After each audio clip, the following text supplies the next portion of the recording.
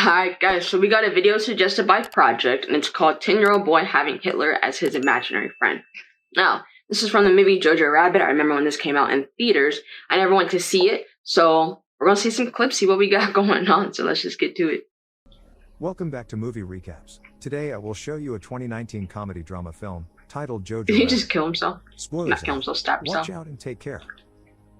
The fictional city of Falkenheim, where Nazi Germany is starting to collapse, is the home of Jojo, a 10-year-old boy who keeps Adolf Hitler as his imaginary friend but can't tie his own shoes. He's a true nationalist and a fanatic, indoctrinated with Nazi ideals and eager to help his country during the war, and that's why he's joining Jungvolk, the junior section of the Hitler Youth, with his friend Yorkie. They're spending the whole weekend at a camp run by Captain Klensdorf, his second-in-command Freddie Finkel, and Fräulein Rahm, who is in charge of the League of German Girls. This must be definitely a comedy. Uniforms and a special dagger before they're taken to experience a variety of activities like grenade throwing, trench digging, map reading, and gas defense, among others. Or at least, the boys are. The girls are taught to dress wounds, make beds, and how to get pregnant. Jojo does well in activities like describing Jewish people and burning books, but when it comes to hand-to-hand combat, he gets scared and sneaks away, gaining the attention of the older boys. When the time comes for the boy to learn how to kill, these teenagers see how hesitant Jojo is and put a rabbit in his arms, asking him to demonstrate. Aww. Jojo swears he isn't scared, but he still can't bring himself to do it, so he tries to let the rabbit go. However, the teen boy grabs it before it can run away and kills it himself, proceeding then to make fun of Jojo for his failure. Since he's scared like a little rabbit, they start calling him Jojo Rabbit, which upsets him and causes him to run to the woods. While he sits on a tree root crying, imaginary Hitler shows up and tells him rabbits are actually pretty brave. They go out in the wild every day to get their carrots, and they gotta be sneaky not to get caught. Encouraged to be a mighty rabbit, Jojo runs back to camp, where Klensdorf is teaching the kids to throw grenades under his supervision. Jojo passes by him, steals the grenade he has in his hand, and continues to run into the woods, where he throws the grenade so badly that it bounces off a tree and lands on his feet, exploding on his face. Jojo falls unconscious, but he has some blurry memories of people getting him to the hospital and his mother Rosie Betzler visiting. Oh my gosh! He wakes up some days later in his room, and the first thing he notices when he gets out of bed is the limp on his leg, the second being the scars on his face he finds when looking at the mirror. His mother comes to check on him, then to hug him and remind him that he's got her even if his father is gone. That's late, I'm sorry.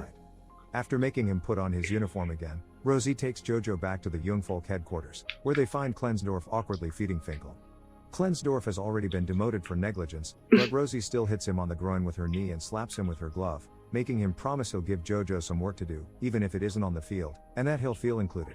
Jojo is given the task of putting up propaganda posters around town and delivering conscriptions, which he does with lots of enthusiasm. One afternoon, while working, he finds his mother staring at a group of people hanged at a gallows in the public square, and when Jojo asks her what they did, she replies what they could. When he goes home later, his mother isn't there, and he starts to get nervous when he hears noises coming from his sister's room. He enters the bedroom to investigate and finds a weird mark on the floor that goes up the wall, so he inserts his knife into it and manages to open a fake section of the wall. There is a space behind it enough for a person to crawl into and various objects spread around.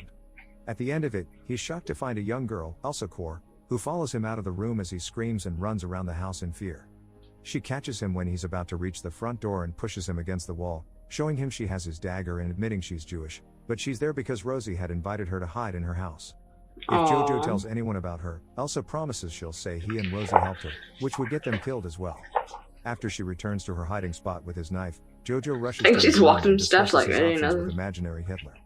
Reaching the conclusion he should negotiate, he grabs a kitchen knife and a pot to protect himself, then returns to his sister's room to tell Elsa she should find somewhere else to live.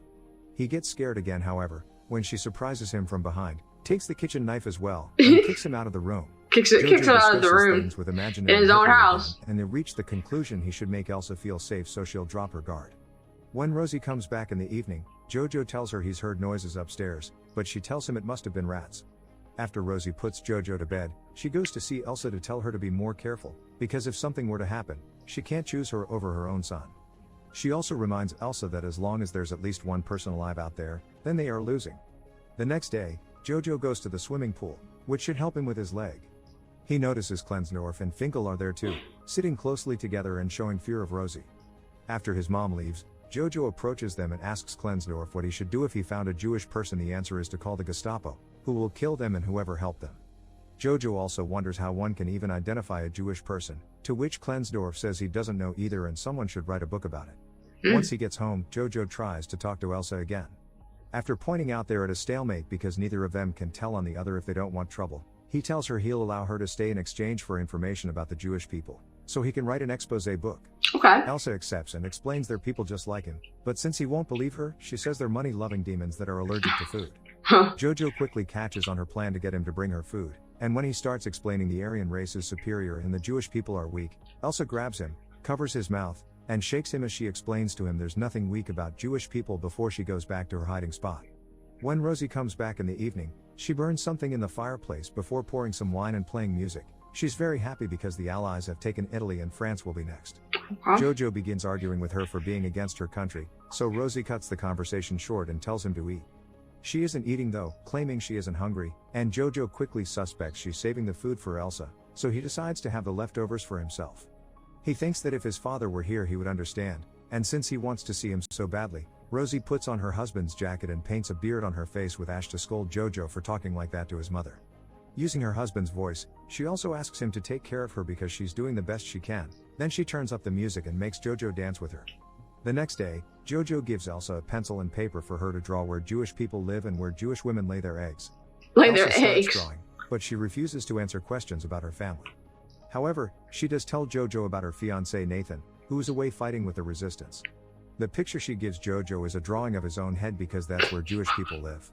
Jojo Why she gets gotta an make idea his for a teeth like plan. that? He writes a letter pretending to be Nathan breaking up with Elsa and reads it to her, who obviously doesn't believe him, but it still hurts her to hear such horrible things about her with her fiancé's name attached to it. She rushes back into her hiding spot, and seeing her so upset and human makes Jojo regret the whole thing, so he writes a new letter as Nathan saying the last one wasn't true and he does still love her. Elsa thanks him and asks him to bring her more letters in the future. They play a game of who can name more famous and important people on their sides, and Elsa wins when she brings up Jesus. Sometime later, Jojo and Rosie go for a walk to the riverbank, and Rosie tells him how different this area used to be. There were people all the time there, dancing and enjoying romance, which Jojo looks down on.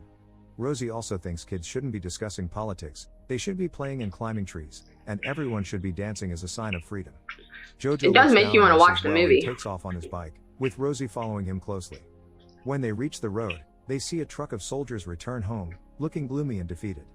Jojo goes back to his house in a bad mood as well, so Elsa tries to distract him by telling him ridiculous fantasy stories about her people. He starts warming up to her and enjoying her company. for Maybe we which should just imaginary watch Hitler the scolds ending. later, telling Think him so? his German brain shouldn't be bossed around. Maybe so. After he goes to sleep, Rosie spends some time with Elsa, telling her she's glad to have her and see her become a woman since she couldn't do so with her daughter. The following day, Jojo goes to the Jungvolk headquarters, where he finds Klensdorf and Finkel talking to each other with their noses almost touching, a clear tension between them. Jojo tells them he's writing an expose on Jewish people, but they laugh at him, not believing it's real. Klensdorf decides to share with him some designs he's made for his and Finkel's He from Game uniforms, of, not which are him. very flamboyant. Then he gives Jojo a new task: he must collect scrap for the war effort. While walking the streets dressed as a robot, Jojo sees his mother handing out little anti-Nazi flyers, and he also meets with Yorkie, who has been accepted as a soldier. When Jojo tells him he's captured a Jewish person, Yorkie replies he saw one in the forest and doesn't understand what the big deal is about, which gives Jojo a lot to think about. He visits Elsa as soon as he returns home and gifts her some colored pencils he's found around, but he also reminds her it's illegal for a Nazi and a Jewish person to be friends. Elsa points out he isn't really a Nazi because he hasn't hurt her, he's just a lonely kid trying to find a place to fit in. They agree to disagree. After Elsa realizes how dirty she's become, Jojo allows her to leave the room and take a bath. She even borrows some of his sister's clothes. They're about to have dinner together when someone knocks on the door, and after she runs back to her hiding spot, Jojo opens the door to find a group of Gestapo officers led by Hermann Diertz, and right after them, Klensdorf and Finkel arrives as well, saying they had to bring some pamphlet to Jojo, which sounds like his excuse. The Gestapo immediately starts searching the house for any suspicious activity as Diertz asks Jojo why his mother is away all day and why his uniform is lacking his knife. Elsa shows up then, wearing Inga's clothes and pretending to be her. She tells them she was the one to grab the knife because her brother had been bothering her, so the Gestapo goes to search her room next. Diertz is still suspicious of her, so he asks for her papers. Elsa grabs Inga's ID from her drawers and hands it to Klensdorf, who asks her for her birthday. Elsa guesses correctly and Klensdorf lets her go, but Diertz cuts in when he sees Jojo's expose book. The Gestapo starts going through it, laughing at all the demonic drawings of Jewish people, and while Klensdorf doesn't look too amused, Elsa feels rather upset and betrayed when they reach a section where Jojo has described all the ways Nathan should die. Happy not to have found anything wrong, The Gestapo leaves, and Klensdorf leaves as well after giving Elsa back the ID and Jojo his knife. Elsa discovers the date on the papers is different from what she said, which means Klensdorf has been helping them all along. Jojo points out nobody really knows Inga is dead, so Elsa could pretend to be her and live with them normally, but she still feels hurt by the book content, so she tells Jojo they can't be friends. Imaginary Hitler yells at Jojo for trying to befriend Elsa and thinking she's a good person and tells him to get his priorities straight. While he's out getting some food, Jojo finds Rosie hanged at a gallows in the public square. Devastated, he clings to her legs and cries his heart out, even trying to tie up her shoe to no avail. After staring at the body for hours, he goes home with his knife in hand, blaming Elsa for Rosie's death and ready to stab her. She stops his hand just in time and he only manages to scratch her. As he starts crying again, Elsa takes pity on him and comforts him.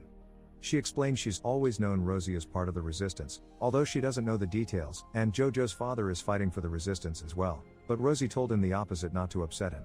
She also confesses her parents were taken to a concentration camp, That's so the so two of sad. them only have each other. Jojo starts going to the streets to scavenge food from waste bins and notices how destroyed the city is becoming every day. He and Elsa begin a routine together, sharing meals and enjoying the fake letters from Nathan that Jojo writes.